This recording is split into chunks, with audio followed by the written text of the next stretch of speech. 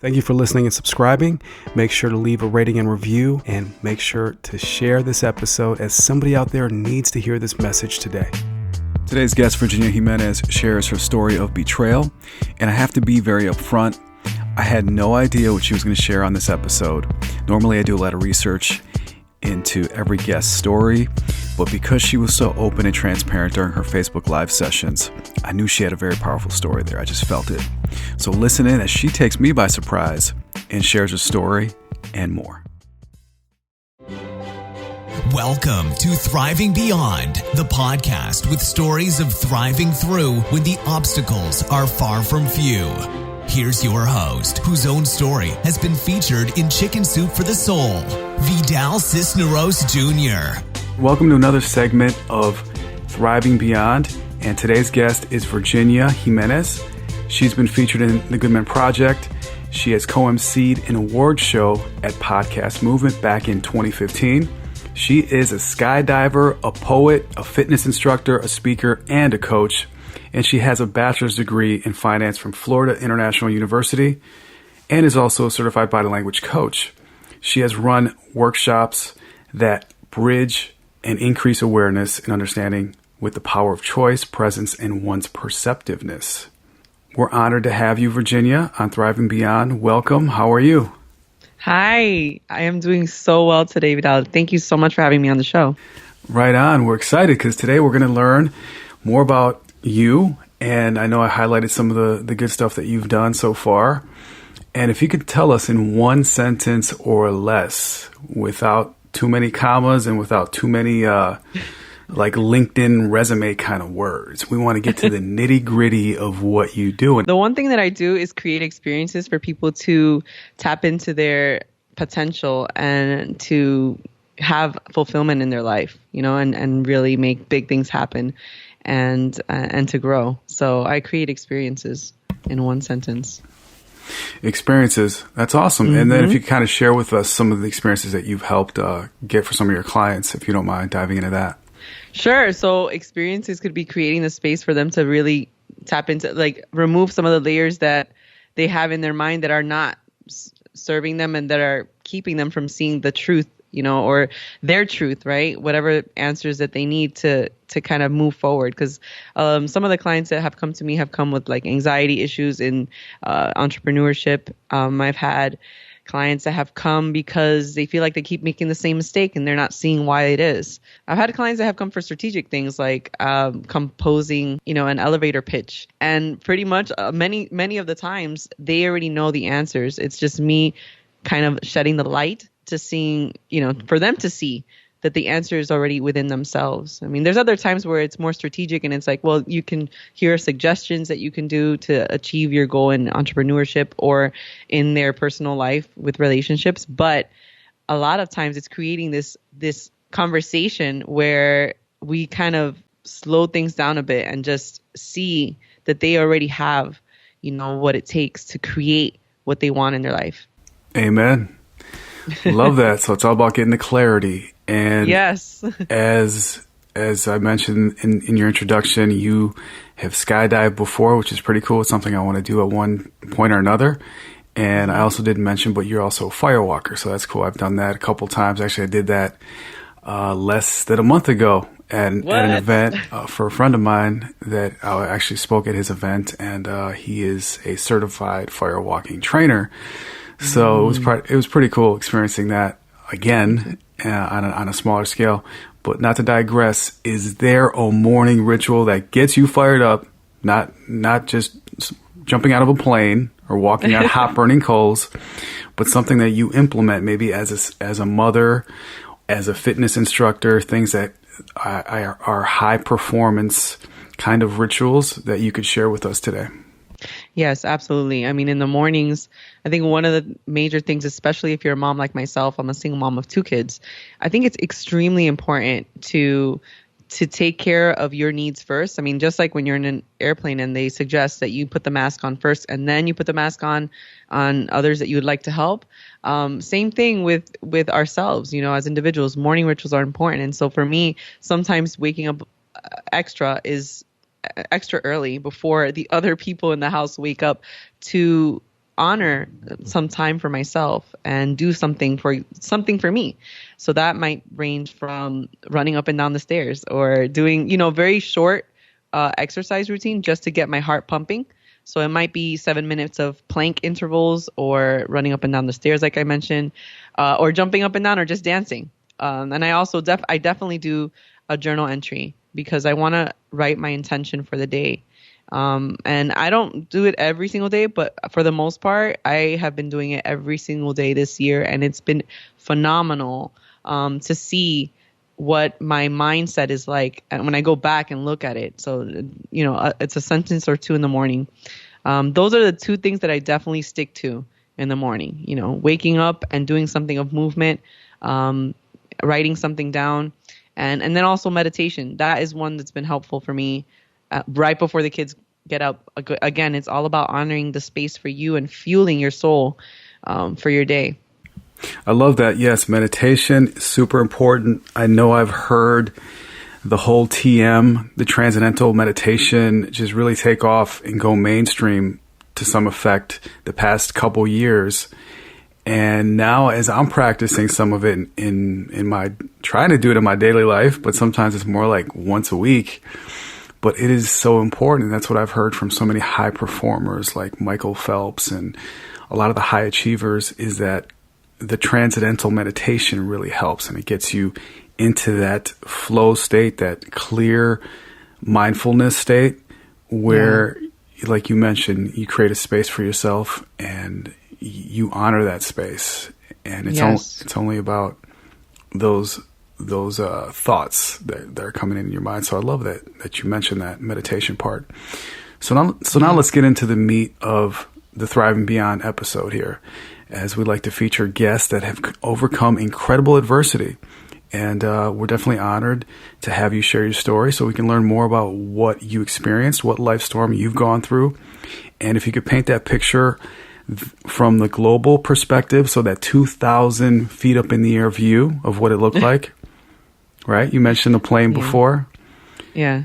And then bring us down to the curbside view, how that appeared day to day and how the adversity, like every sense, like how it looked, tasted, felt. So we can really dive into, so to speak, that poeticness of your adversity, right? Yeah, absolutely. So, I mean, if we're thinking about the skydiving experience, this took place in 2010, the skydiving. And I mean, as I'm jumping out of this airplane, the only thing I was thinking about was just that moment. And it was something that I did because a couple years before that, and I literally mean 2 years before that, something took place in my life that woke me up, that shook me and said, Virginia, you're not doing what you need to be doing right now. Like something needs to change in your life. And I feel that, I know that looking back, what took place was a wake-up call. And what took place was that my life, as I knew it, actually wasn't the life that I thought I was living. So in 2008, I had a partner who is the father of my children right now. And my children were very small. So my youngest was 4 months old. Okay. I had just started going back to work from my 3-month leave. And my oldest was 3.5 years old. And I get a call. I'm at work and I'm very busy throughout the day. I was doing financial analysis work and assisting a controller for a small business in Miami, Florida. And I get a call and it's somebody really near and dear to me that I know. And I can hear in her voice that there's nervousness. And she tells me that she needs to speak with me. She said, I need to speak to you immediately, like right now. And I said, listen, I can't attend to the call right now. I'm in the middle of something, but I'll be available in an hour. So meet me at so-and-so place and we can talk very briefly before I, go on with the rest of my day with my kids. So she met up with me, and as we sat, she came into my car, and as we sat together, she told me that she had been sleeping with my partner. And that was, a moment in my life where it's like my life was, as I thought it was not. So there was deception that took place. And I feel like a lot of your listeners can relate to this in any country of the world, because things with relationships, these type of things in relationships, it's not uncommon for it to happen. But the level of deception was just so unbelievable to me, because it was not just from my partner, but from somebody else that I was close to for many years that I would never have imagined would deceive me. So that was 2008, and speed it up to 2010. There was 2 years. Those 2 years were just a lot of feeling lost and feeling like I'm trying to discover answers within myself and from these individuals, and understanding what is this life that I want. It was a wake up call to see what do I really want with life. Forget about like what they did. It was not to me that they did anything. I mean, I was hurt, but it's not like they intentionally were trying to hurt me. I think they both had issues to work on as well.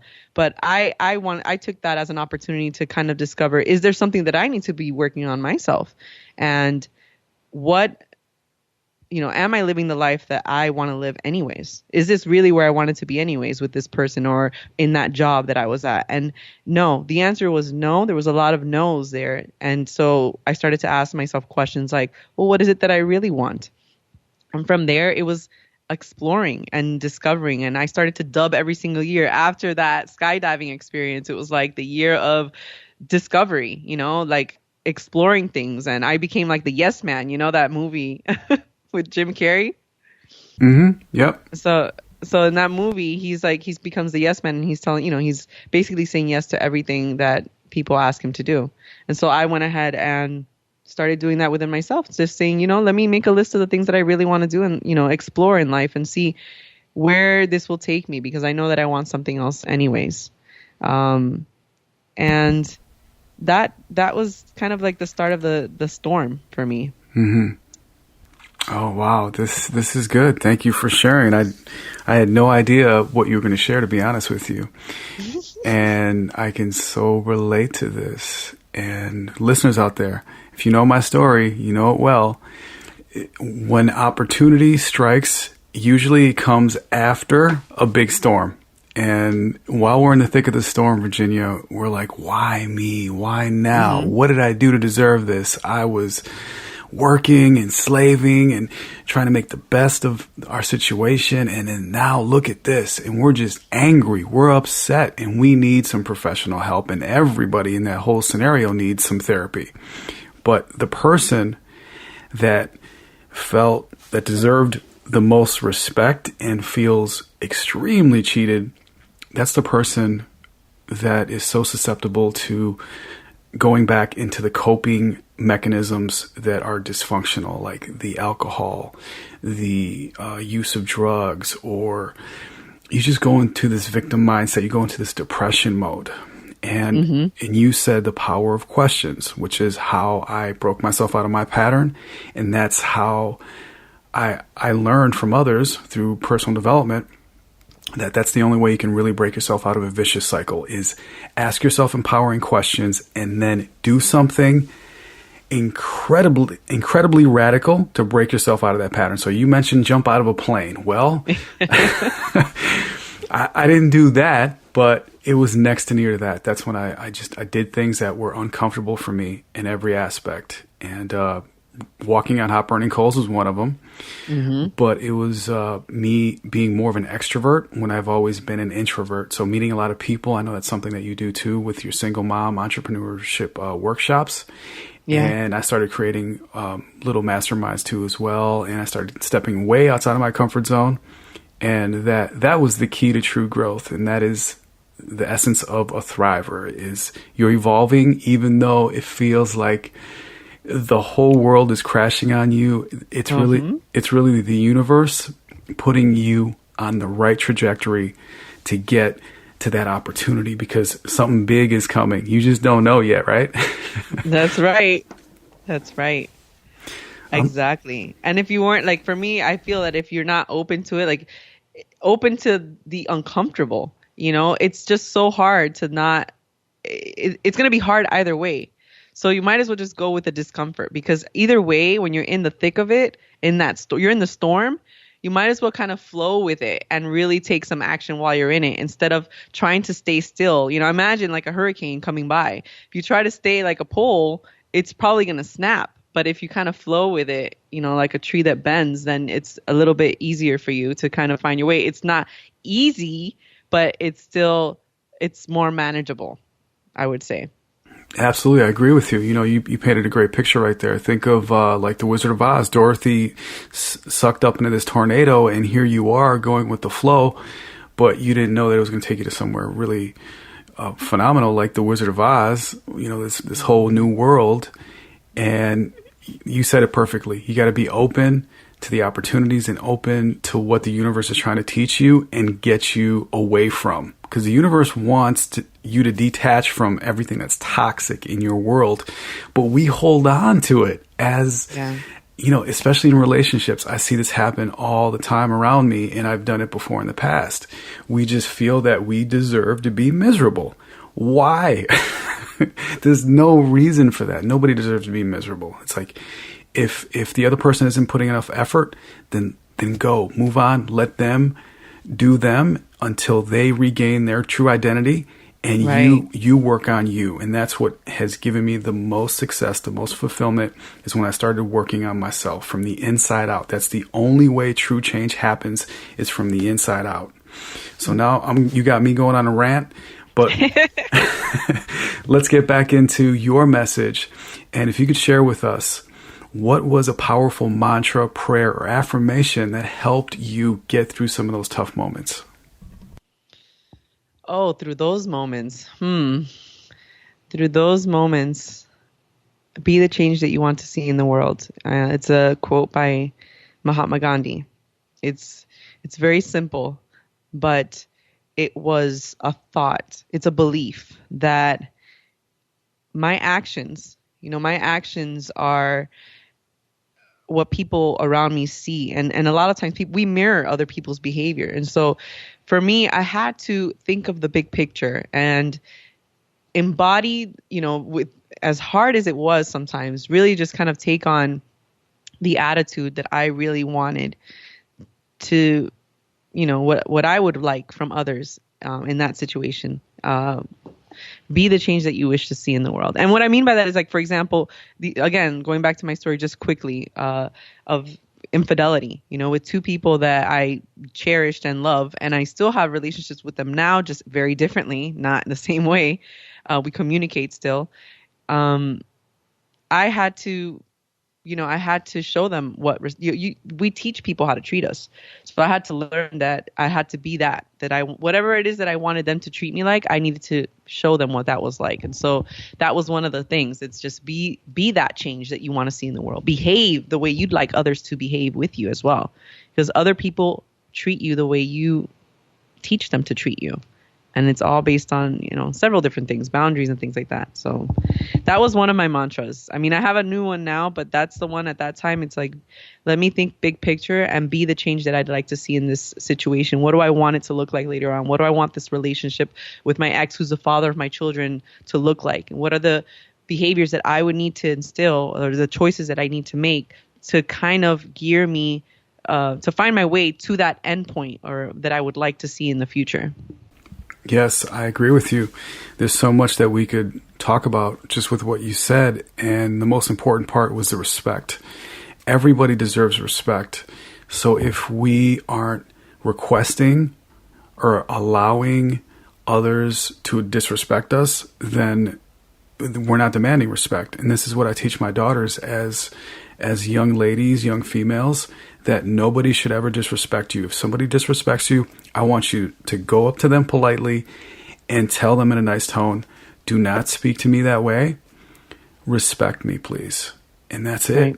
And in doing that, you empower so much honor for yourself that no matter what happens, you will be respected. And that's what I've noticed with my daughters now, that they walk differently when they pick up the sense that, yes, everybody needs to respect me, no matter what I look like, no matter how I'm acting. I'm going to have my bad days, but everybody should be respectful towards me. So I love that you brought that up. Yeah, absolutely. So That's important. Mm-hmm. So now the next question is, what is some of the best advice that you've received from a coach or mentor that helped shift your life? Okay, so this advice is so simple. Oh my God. I mean, it's like the smallest little one-liner you would ever imagine. But if you can hear to my voice, I'm a really energetic person. I'm more of a extrovert. Although I would say I'm an ambivert, but gearing more towards extroversion.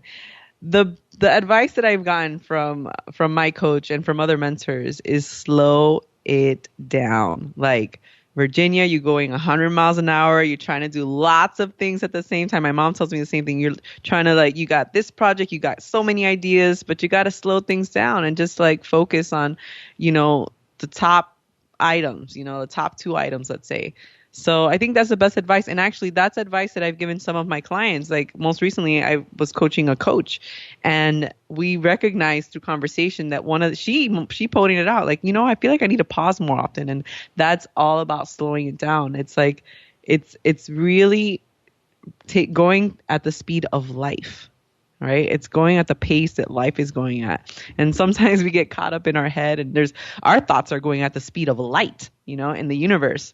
And we got to slow it down and come down to earth and kind of slow the pace a bit and take our time with things, not try to juggle more than one thing at the same time. Let's just go with one thing right now and do that to to our standard of excellence, or whatever our standard is. That's my standards that I strive for. Right. So, yeah. I like what you said. Absolutely. I agree with you. Just slow it down, savor the moment, and just focus on that one thing that you're doing. Yes. So now next question is, what is a 3-step formula or 3 steps that you could best advise for anybody that's going through similar adversity or any kind of adversity for that matter?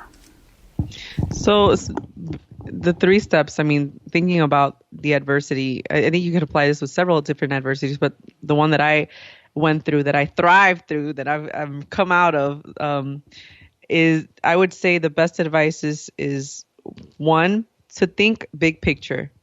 Sometimes when we get upset with injustices, we get really caught up in our emotions, right? And we get caught up in right now what that does for us.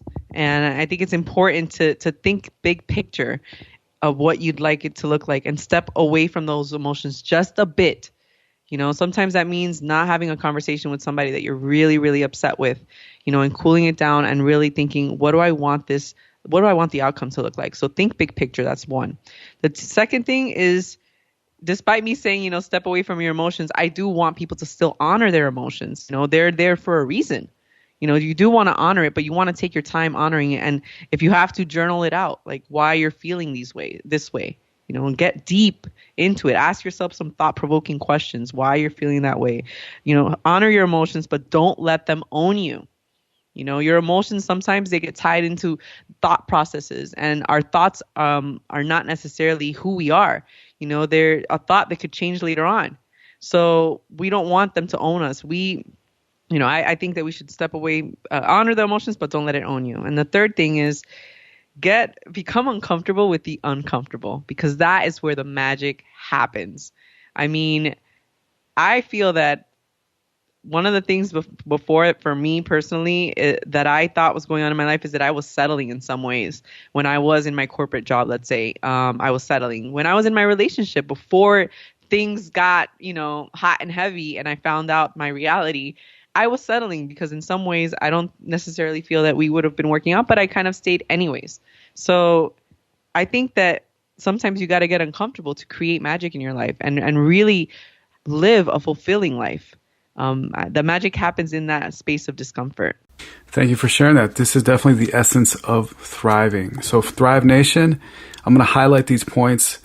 You said so many important things as thrivers that we need to remember. So number one, when injustice happens and we get all tied into our emotions, just focus on that big picture, that big vision, your overall life objective. Do you want to be happy for the rest of your life, or do you want to be miserable? Think about that question, because if you're not choosing to be happy in that moment, then you're choosing the alternative. So look at your life objective. What do you want for the rest of your life? Yes. Secondly, journal it out. I've said this many, many times too as well, and other guests have. Honor your emotions. Write them down. Some guests and some people that I've coached have done a burning ritual where you write out everything that you're upset about. Get it outside of you, because when it's inside of you, you're actually giving it space. And that negative energy is going to drain you. So get it outside of you, put it down on paper or however you got to do it, and then burn it, right? But don't set off any fire alarms if you're going to go that route, okay? We don't want that, no. Exactly. And then the third thing is the essence of thriving is become uncomfortable or become comfortable with the uncomfortable. Becoming right.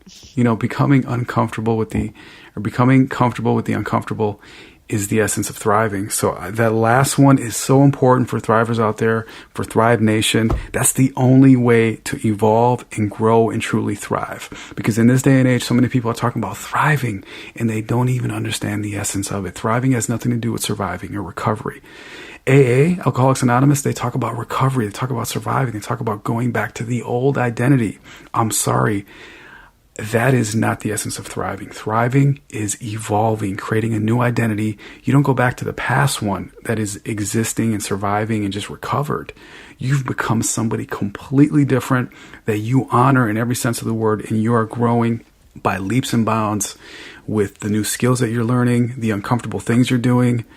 That is the essence of thriving, is completely staying outside of your comfort zone and not being that old person that you were, because your past does not equal your future. Okay. So your past has nothing to do with your future. And until we realize that, Virginia, we're going to continue to slide back and backslide into that old identity that is toxic, unhappy, miserable, and settling for mediocrity. So I want everybody listening to be a thriver. Exactly what Virginia said. Do it. Be comfortable with the uncomfortable. Yes. Embrace the magic in that. Absolutely. Magic moments are all up in there. So now let's get into the last deep dive question. So take your time. No worries if you pause, but take your time answering. So 100 years from today, Virginia, there's a statue that's erected in your name, and you are to be honored and remembered for one thing. What would that one thing be that you would be honored for 100 years from today? I would say that one thing would be elevating consciousness around what love is and helping people grow their love muscle. I think that would be it. It's awareness, and it's helping people connect and learn to love one another and forgive. I would say that elevating consciousness around love. I love how you worded it so poetically. That's awesome. Thank you. I love that. So where can we connect with you? Where can the listeners best connect with you, Virginia? Listeners can connect with me through my website, virginiainspires.com. You can check me out on there. I do post things and send things to subscribers. And I'm also found on Facebook. I love getting on Facebook and connecting with people there and doing Facebook Live and seeing how I can have conversations to see where people are in their world and see how I can best support them. So those are two resources where they can find me at. There you go. Check out the episode description for all the details. And thank you for joining us, Virginia. And thank you for being brave, transparent, and sharing your message and your story. Thank you, Vidal, for having me on the show. You're welcome. And as always, remember, keep going, keep growing, and keep thriving, because it's way better than just surviving. Until next time. Thanks for listening. For recaps and to claim bonus gifts, head over to thriving beyond podcast.com. Keep thriving.